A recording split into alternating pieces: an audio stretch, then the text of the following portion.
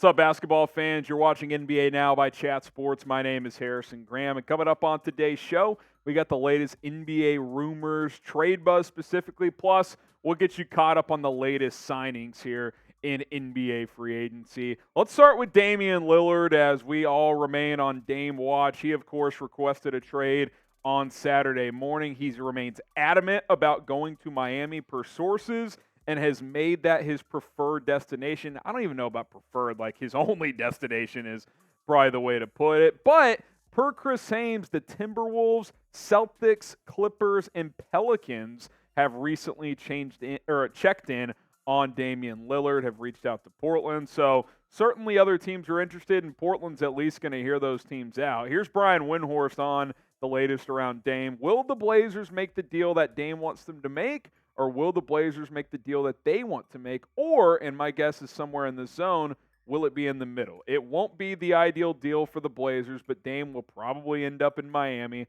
Not 100%, but I would guess probably that'll happen when the dust settles. Now, you look at Lillard's remaining contract, and that isn't a part of this equation, and producer Roley, who's hanging out with us today, made this point that probably isn't being discussed enough. Yes, Dame is coming off one of the best years of his career, but he's going to be 33 years old, and when he's, 33, 34, 35, when he's 36, he's going to be making over $63 million, Roley. So maybe the value isn't as crazy high as people would think in terms of what a trade package could look like. Yeah, and I've kind of reiterated this across other channels when it comes to Damian Lillard getting traded.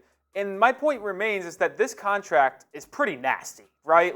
You saw Bradley Beal, whose contract is similar but had a full no-trade clause, go for less because of that contract. Now, Damian Lillard does not have a full trade or no-trade clause, but I think the point is this contract is so large and he is such an older player that it is going to scare teams off, right? And teams that aren't ready to compete for a championship right now, like the Jazz, like the Spurs, who people have thrown out there, why would they trade for Damian Lillard and go for this contract, cash in their younger assets for someone who's super expensive, older side of things, and isn't going to help them win a championship in the next 2 to 3 years? To me, that makes no sense, Harry, and that's kind of why I think it's Miami or bust, especially maybe the Celtics are interested, but he's came out and said he does not want to play for Boston. And I think another part alongside the contract is that Dame has said that he wants to play for Miami only. So if he only wants to play for Miami in a trade, why would you trade all of your assets to go in for Dame if he's not going to be happy playing for your team? Very valid points. And here's Mark Stein chipping in as well. He says, we saw Toronto trade for Kawhi with belief he had zero interest in going there. If that scenario happened, how hard would it be for Team X to try to talk Dame into it? Do you think that Dame is set on Miami?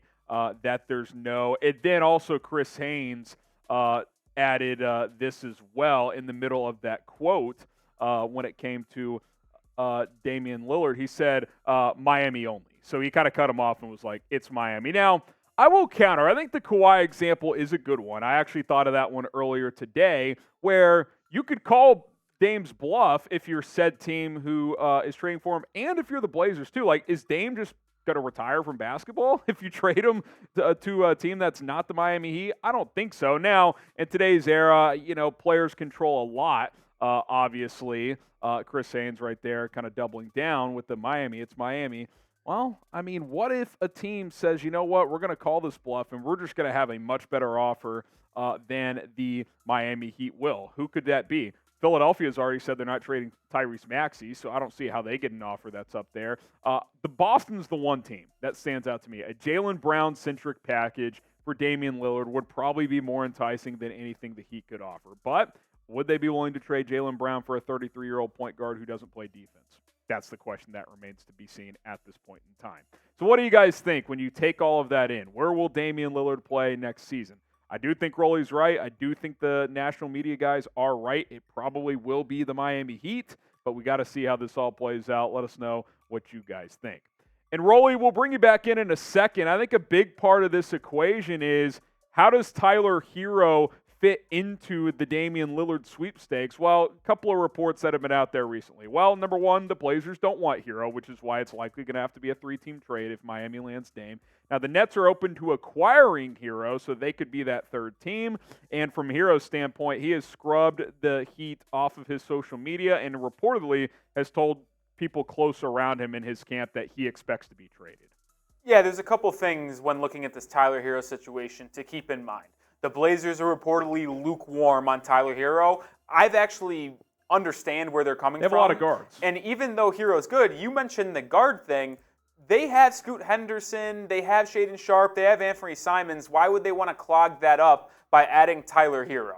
It doesn't make any sense. Yeah. Now, we look at Brooklyn's side of things. They're open to acquiring Tyler Herro. To me, that makes a lot of sense, right? They don't really have that scoring guard. They have Spencer Dinwiddie, but he's older in age. Last year of his contract. They've got younger players in Mikal Bridges, Cam Johnson, Nick Claxton. Herro fits so perfectly with those three guys I just mentioned. Same timetable, same type of age range, and there's your scoring guard in the backcourt alongside the front court. Defensive Claxton and the scoring of Bridges and Johnson. I actually think that's a really fun core to have if you're Brooklyn. Now, they've said some interesting things we'll get here to in a second, but it makes sense for my eyes for them to go and open to acquiring Herro. And the last point I'll mention before we move on, with the scrubbing of social media stuff, he removed Heat guard and a Heat picture from his Twitter bio. He also posted an Instagram on today with a slideshow of pictures, and the last picture that he had on there was a middle finger. So a little interesting. It could be getting dicey in Miami. I think he just knows that, barring something unforeseen, he's likely gone.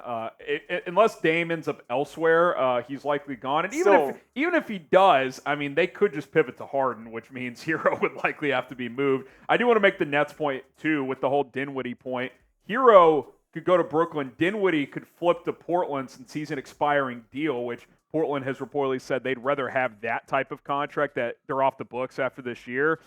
He could help them this year, then that helps the money add up from the three teams as well. Here's Ian Begley, SNY, on Tyler Herro. He says it's unclear which Nets players were discussed as part of this three-team trade and if Brooklyn had any other stipulations for completing a deal. But as of Saturday evening, the Nets were at least open to the idea of a trade that landed Herro in Brooklyn. And it makes sense because he's on their timeline. He's young.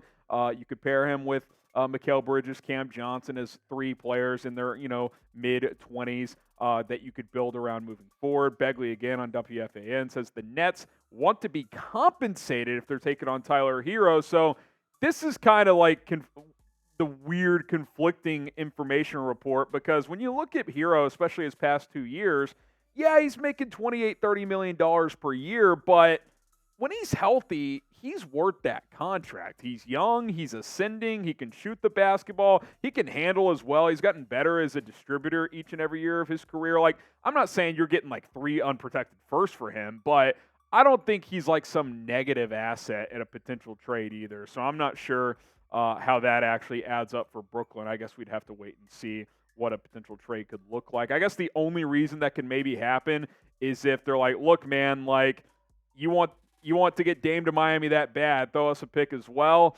I'm not sure that actually ends up being the case, though. Subscribe to the channel for more NBA coverage. We're on Dame Trade Watch. We're on Herro Trade Watch. We're also on James Harden Trade Watch, who we're going to talk about in a second. But, of course, every signing that comes in, we're breaking that down as well, and every other NBA news and rumor item. So go ahead and hit that sub button for daily videos. Let's talk to James Harden, or about James Harden. But James, hey, if you're watching, you can hop on the show anytime. Adrian Wojnarowski says it's, quote, it's more than conceivable, close quote, that James Harden does not get traded. It could actually stay in Philadelphia. Buckle up, folks. That could be awkward if that ends up happening. Now, the only reason it could maybe be okay is, one, he's got Daryl Morey there. That's his boy. Like, I think they could patch things up. Him and Joel Embiid have played the last year and a half together. And look, on a one-year plan, Philly might actually prefer Harden to just strap up and play for another season with them, and then you just revisit this all next offseason, right? I mean, because he's opted into that player option for $35.6 million. I actually like how Harden played last year. I know he's inconsistent, especially come playoff time, but They don't even get that series to 7 games without him. Remember, he has that 42-point game and a game winner in Game 1 without Joel Embiid to beat Boston. He was bad in the games they lost, but in the 3 they won, he was very, very good. Now, here's one thing we know about Philadelphia. Daryl Morey will not settle. He will not take a garbage trade. He's not going to rush this and just take a trade just to get rid of James Harden. Number one, he values James Harden a ton. They've been together for a long time going back to Houston, and that's why, according to reports, he wants a big return for Harden. Now, does he probably have to get a little bit more realistic? Probably. I mean, James Harden isn't a negative asset for just being a one-year deal for 30 to 5.6, but it's not a Damian Lillard asset either. Like, you're not getting multiple firsts and all this other stuff. Like, you're going to have to just take probably a slightly lesser player and a couple of small pieces and maybe a pick for James Harden or something like that. Now, where do you guys think Harden will play this upcoming season? Type PHI for the Philadelphia 76ers. Type O for other if you think he's going to end up elsewhere. I still think he probably gets moved, but I could see the scenario where he returns, especially if this Dame stuff drags out, because to me, I think the Dame situation has to get resolved first before the Harden sweepstakes really kick into gear on that front. Let's get you caught up on just some of the most recent signings. This one coming in late last night. Golden State signed Corey Joseph to a one-year contract. Veteran guard, good defensive player, kind of helps shore up that backup guard position with him and Chris Paul. Obviously, Moses Moody sitting there at that 2-3 spot as well. So you get Corey Joseph, a veteran, in there. Delano Banton, 2-year deal to the Celtics. Add another backcourt piece. He spent his first 2 seasons with the Toronto Raptors. Another big extension coming in. Anthony Edwards, 5 years, up to $260 million max with the Timberwolves. Not sure where they go as a franchise from here, but keeping Ant around was obviously a no-brainer. Torrey Craig, 2-year deal with the Bulls. Unclear on the details. Could it be a vet minimum deal, biannual contract, part of the mid-level exception? That's what the Bulls have at their disposal. I don't think it would be under the disabled $10.2 million that they applied for with Lonzo Ball. Number one, the NBA's got to review that. And number two, I don't think Craig's getting that type of money. And then Mason Plumlee as well, 1-year deal back with the Clippers, $5 million contract. And then how about this one? Robin Lopez signing with the Milwaukee Bucks to join his brother Brook Lopez. They, of course, came up into the NBA together out of Stanford where they played college ball together. Now they reunite in Milwaukee as they look to chase a championship with each other. Who signs next? Some of the notable free agents still out there. Grant Williams, P.J. Washington, Kelly Oubre, Christian Wood. Who do you guys think will be the player that signs next? Drop his name right now down in the comment section.